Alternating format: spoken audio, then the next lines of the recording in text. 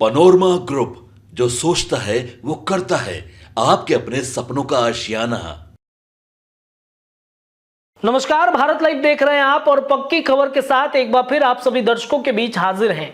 बिहार के अगले मुख्यमंत्री कौन बनेंगे? क्या चिराग होंगे? क्या तेजस्वी यादव बनेंगे? या फिर बिहार के मुख्यमंत्री नीतीश कुमार ही 2025 में मुख्यमंत्री फिर से बनेंगे? नीतीश कुमार महागठबंधन एनडीए गठबंधन के साथ मिलकर लगभग 17 से 18 सालों तक का सफर बिहार के मुख्यमंत्री के तौर पर पूरा कर चुके हैं।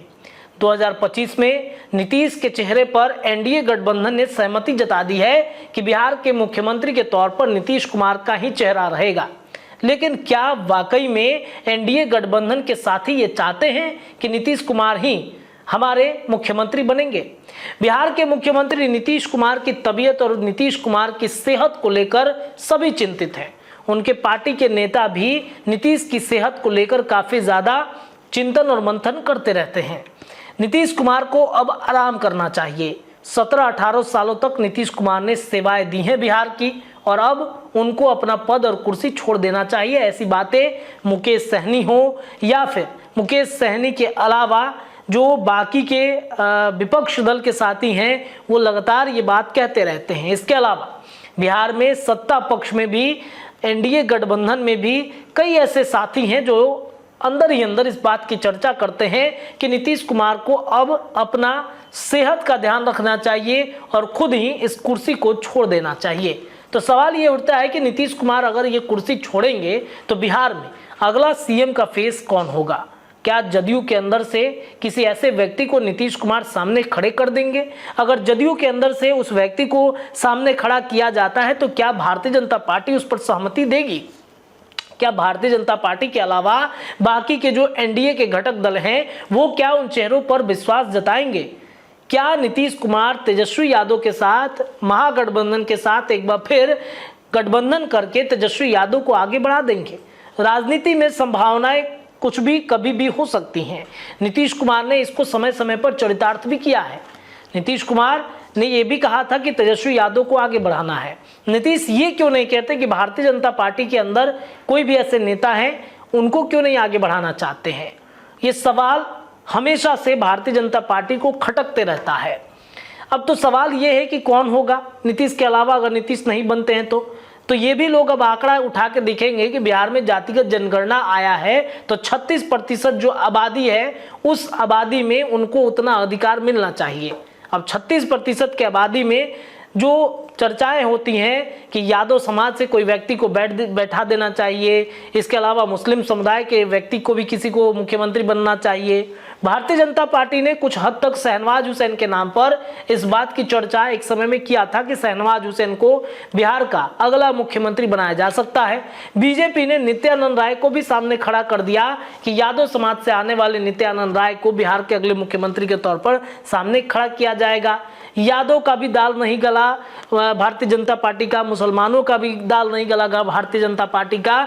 तो अब बिहार में जो लगभग 16 से 18% के बीच में जो दलित वोट बैंक है उस पर निगाहें सबकी जाकर टिकी हैं। दलितों को लेकर के हाल के दिनों में बिहार के राजनीति में अगर घटनाक्रम आप देखेंगे तो सबसे ज्यादा चर्चा के केंद्र में रही है। दलित को उनको उनका अधिकार मिलना चाहिए, दलित को मुख्यमंत्री बनना चाहिए, तभी जाकर बिहार का विकास होगा। ये बातें खुद चिराग पासवान ने कई मीडिया घरानों में, कई मीडिया के चैनलों पर इंटरव्यू के दौरान भी कही है। इतना ही नहीं, आपको याद होगा कि गया में एक चुनावी जनसभा को संबोधित करते हुए जीतन राम मांझी ने कहा था कि चिराग पासवान को बिहार का भविष्य बनाना है। ये हम सबको मिलकर ये तय कर लेना है कि बिहार के अगले भविष्य के रूप में चिराग पासवान ही होंगे। दलित नेता के रूप में चिराग पासवान का नाम सबसे ज्यादा चर्चा में रहता है। इसके अलावा जीतन राम मांझी के बेटे संतोष सुमन के नाम की भी चर्चा रहती है। अब सवाल यह है कि दलित को लेकर के बिहार के राजनीति में क्यों इतनी चर्चाएं हो रही हैं? क्यों दलित को मुख्यमंत्री बनाना बेहद जरूरी हो गया है? चिराग पासवान, आपको याद होगा कि नवादा की एक घटना घटी थी जिसमें दलित घरों को जला दिया गया था, जिसमें जीतन राम मांझी ने जिस तरीके से एग्रेशन के साथ जो बयान दिए थे दलितों को लेकर के, दलितों के हितैषी के रूप में जो बयान दिया था, इसके बाद से ही चर्चाएं काफी ज्यादा बिहार के राजनीति में दलित वोट बैंक पर सबसे तेज हो चुकी हैं। तो आखिरकार दलित मुख्यमंत्री क्या बिहार में रहे हैं पहले, उसके इतिहास के बारे में भी जान लेना बेहद जरूरी है। तो अगर बातचीत करें दलित मुख्यमंत्री के बारे में बिहार में, तो उनमें चर्चाएं ये हैं कि 1968 का एक दौर था जब सत्ता दलित नेता भोला पासवान के हाथ में कांग्रेस के नेतृत्व में सौंपी गई थी। 22 मार्च 1968 को सीएम की कुर्सी पर बैठे भोला पासवान की सत्ता 29 जून 1968 तक ही रही है। मतलब बेहद कम समय तक के ही भोला पासवान जो हैं वो रहे हैं बिहार के मुख्यमंत्री दलित नेता के रूप में।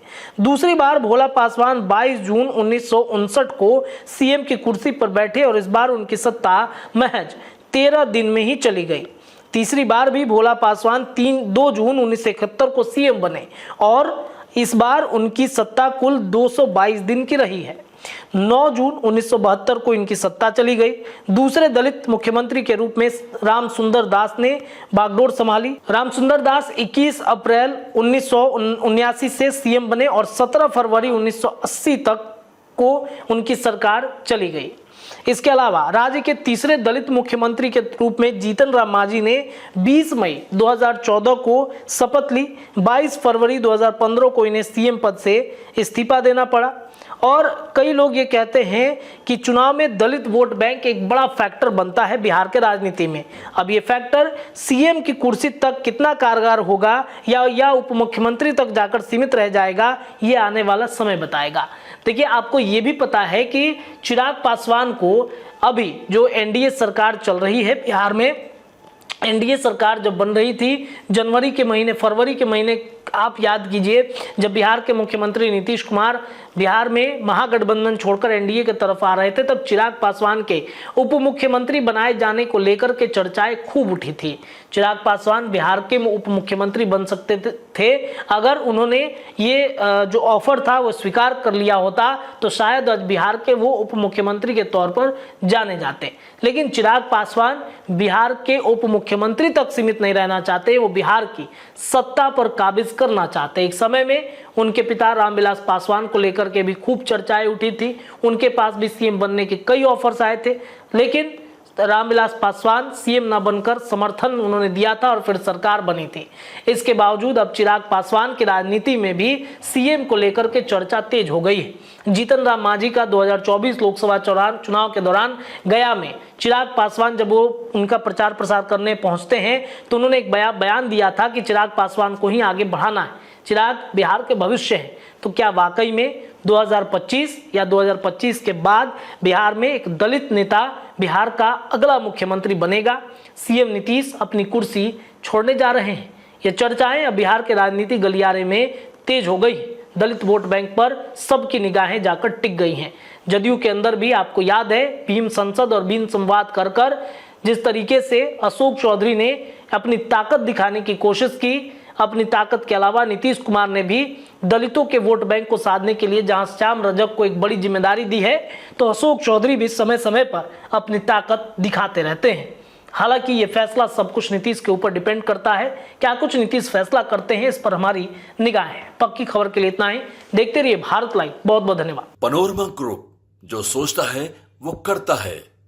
अगर ये वीडियो पसंद आई और वह बिहार के राजनीति और बिहारियत से सरोकार रखेनी तो सब्सक्राइब बटन दबा के चैनल के सब्सक्राइब कर ली। ओजे एगो घंटी बा, ओकरा बटन दबा देला से कुल सटीक और मारक खबर रुआ मुफ्त में मिल जाई। अगर रुआ पत्रकारिता के हमनी के नया प्रयोग में सहयोग कर चाहतानी तो ज्वाइन बटन दबा दी। पेटीएम नंबर नोट कर ली 9386816700। धन्यवाद।